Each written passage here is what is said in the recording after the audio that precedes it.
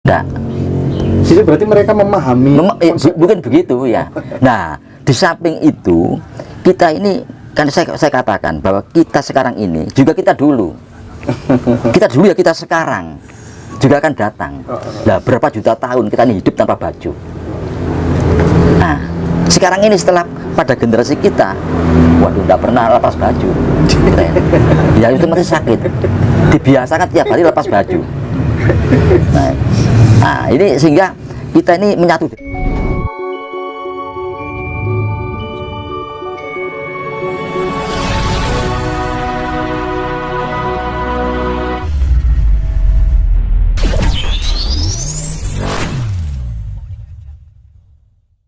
Gatot Hartoyo, beliau sesepuh yang tetap menjadi bapak kita semua untuk mencerahkan teman-teman, khususnya generasi muda, karena bagaimanapun amanah Republik ini berada di tangan teman-teman yang masih muda begitu. Mbak Gatot terus terang, tidak hanya saya, banyak orang ragu-ragu ketika kemudian akan menghadapi suntikan vaksin. Banyak tesis-tesis yang beredar. Mereka mengkhawatirkan jangan-jangan ini secara jangka panjang menjadi semacam senjata pemusnah massal nasionalis sebuah negara begitu barangkali. Nah, ada kecurigaan seperti itu karena kita tidak tahu apa yang di dalam vaksin tersebut. Nah, tapi di sisi lain kita berada di sebuah negara sebagai bagian dari keutuhan bangsa, tidak bisa menghindari itu juga. Nah, saya ingin mendengar sikap yang berimbang melihat sebuah kondisi yang seperti ini. Harusnya kita bagaimana, Mbak Gatot? Begini, jadi mengenai vaksin ya, yang dimana itu merupakan areanya medis ya. Saya bukan orang medis, jadi tidak paham. Nggak paham, jadi kalau saya menerangkan, waduh salah kabeh nanti ya, nah, cuma saya tertarik kepada yang bersifat alam. Kan pernah saya sebutkan bahwa semua manusia ini dulunya punya paham kosmologi, jadi merujuk pada alam. Nah, setelah itu muncul paham humanisme. Jadi manusia lebih banyak berpikir tentang manusia. Di situ ada Socrates, ada Plato dan sebagainya itu. Nah, ini kita kalau sudah berbicara masalah humanisme, nilai kemanusiaan, lebih mendahulukan tentang nilai kemanusiaan. Itu kita menelok lagi ke belakang tentang kosmogoni itu alam. Jadi di mana itu merupakan jati diri kita ya. Jadi kita hidup dalam keseimbangan alam. Ini demi kesehatan dan kecerdasan. Ini justru bukan kami bicara masalah medis tadi. Nah, ini di sisi lain kita hidup dalam keseimbangan alam. Jadi karena kita ini sadar bahwa fisik kita ini terbuat dari alam, bahan bakunya alam, dari tanah, udara, air dan panas. Kita kembali ke situ. Jadi menciptakan udara yang segar dengan tanam pohon, menginjak tanah, kena sinar matahari. Itu aja. 4 ini kita lakukan. Jadi kita hidup tetap bergulat dengan alam ini yang seimbang antara kita menghirup udara segar, kita berjemur, kita minum air yang cukup, kita menginjak tanah secara langsung menginjak tanah. Nah, ini dengan mudah kita lakukan. Kita tidak membayangkan bagaimana kalau kita hidup di daerah-daerah kutub, daerah yang udaranya sangat dingin, daerah udaranya sangat panas. Nah, kan kesulitan untuk melakukan seperti ini. Nah, di sini katakan gampang. Hidup yang berkeseimbangan itu gampang kita lakukan. Ini yang kita tinggalkan malah. Coba lihat tanah di kota, hampir tidak ada. Semua tertutup aspal, tertutup porselin, tekel, keramik. Oh, berarti aspal itu tidak termasuk langsung? Oh, tidak termasuk. Sudah kimiawi itu. Nah, kimiawi. Nah, ini yang perlu. Jadi hendaknya misalnya ya, orang yang rumahnya, coba saya sering masuk ke rumahnya orang-orang kaya ya, kita punya kawan kaya. Saya lihat tidak ada tanahnya sama sekali.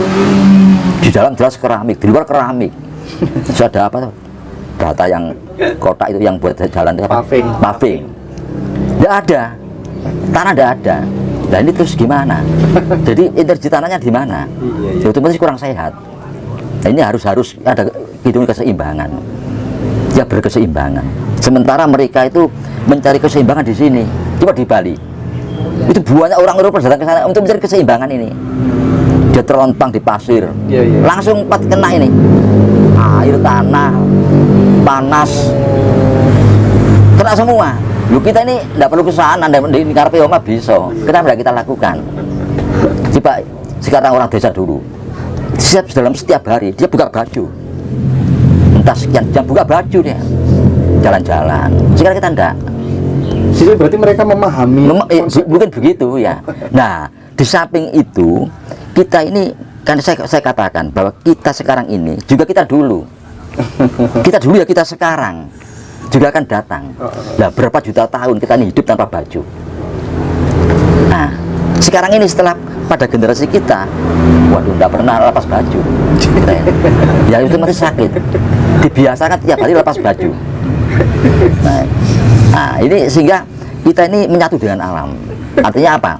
Empat-empatnya ini itu masuk energi empat-empatnya ini. Dan tadi kembali pada aku di sini sekarang fokus. Jadi menyatu dengan alam ini dua itu anunya, ujungnya.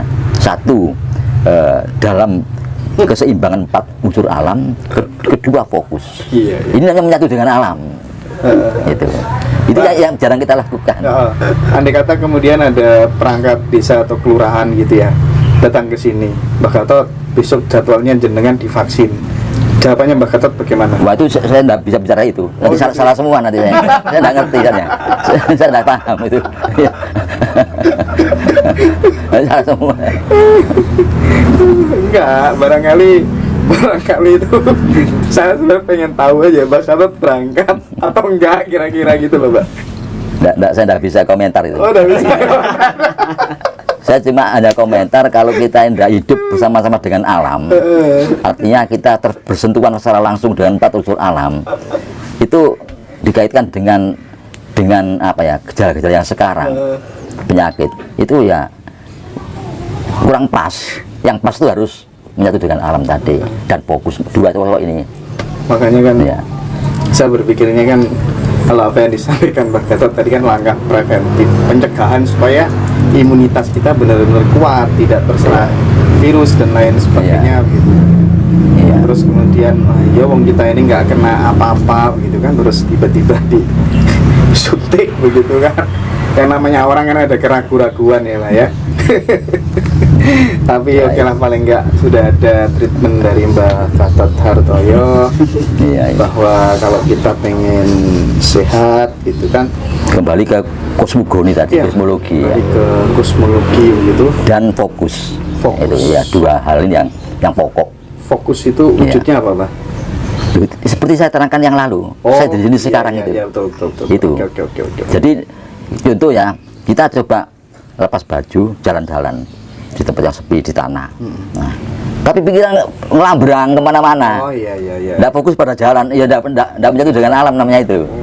Alamnya itu di sini ada pohon, kok pikiran yang Surabaya, ya perek ngelencar. Wah ini nggak fokus namanya. Sangat berpengaruh. Oh ya betul itu bukan menyatu dengan alam. Alamnya di sini kok kita berpikir kalau Jakarta, ya enggak. Iya. Jadi enggak ada alamnya di sini. Di sini sekarang ini alamnya. Ada ruangan, ada kayu, ada ini yang kita fokus di sini. Nah, terus pikiran Surabaya, pikiran Tuban, pikir keluarga ini kacau ya. Enggak fokus. Enggak ada Tuban pikir kayak ini, jadi kita tambah kacau lagi. Jadi di mana kita di sini sekarang? Itu fokus. Itu pokok sekali itu. Bahkan ini saya kalau saya ndak apa namanya, ndak salah karena bukan ahlinya ya. Setiap fokus itu ibadah. Setiap fokus itu ibadah, itu di luar fokus bukan ibadah. Waduh. Loh, ini kalau saya nggak ditakoni di desa, ayat baru ayatnya bayi ini, nggak hafal. Taruh niru ayat itu nggak hafal. nggak hafal. Saya percaya setiap fokus adalah ibadah. Oke, dan bule-bule datang ke Bali dalam rangka untuk menyatu terhadap alam, keempat unsurnya dapat gitu ya. Tapi kita yang orang sini ke sana hanya menonton mereka berjemur aja ya Mbak ya. Iya. Tanpa menyadari harusnya kita begitu gitu kan. Ya betul. Jadi kenapa berjemur? Kan di sisi berjemur. Iya. Gitu kan. Oke, Pak Sata, terima kasih banyak atas pencerahannya hari ini, luar biasa. Saya akhiri, Assalamualaikum warahmatullahi wabarakatuh.